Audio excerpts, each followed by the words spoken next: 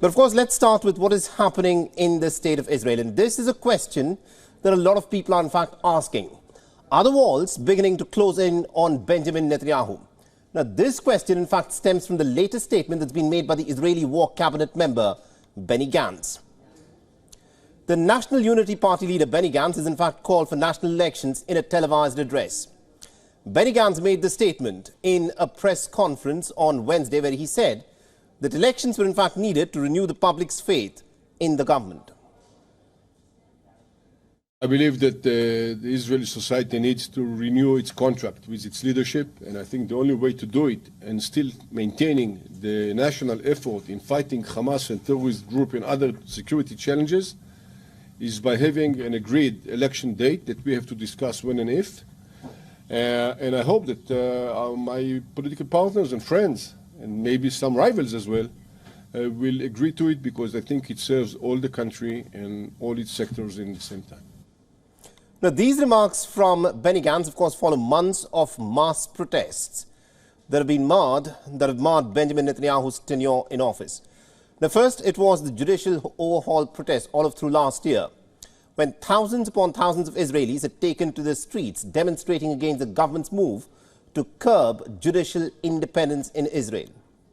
The protests only took a bit of a backseat after Israel declared war on Gaza in October, following the deadly attack by Hamas.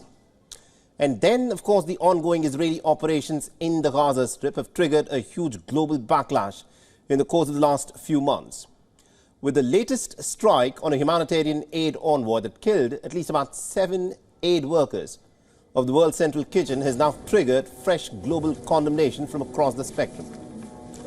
Israel's actions in the Gaza Strip have been under spotlight for defying international laws and for committing war crimes against millions of Palestinians who at this moment are being starved. At home as well, the Israelis have been protesting against Benjamin Netanyahu.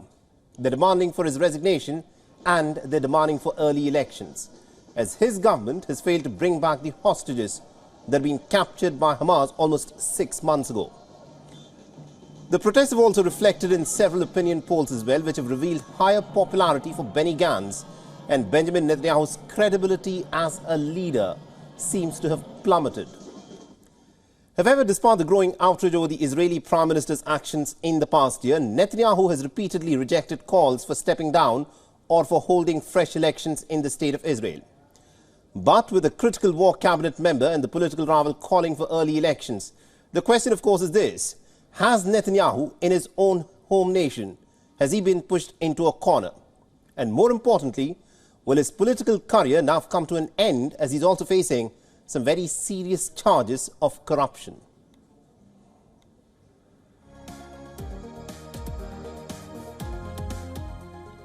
And our correspondent Jody Cohen spoke to a number of Israeli voters to get a more perspective on the electoral battleground and as to what the Israelis actually think about Netanyahu. Listen in.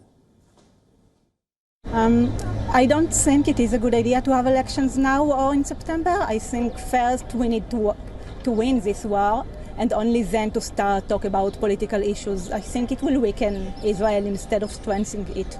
So I don't think it is a good idea. I think election need to be in next September. We need to choose new people, new government. I think it will be good for Israel. We have to do the elections now because we need a change. September is too late. We need a change now. WION is now available in your country. Download the app now and get all the news on the move.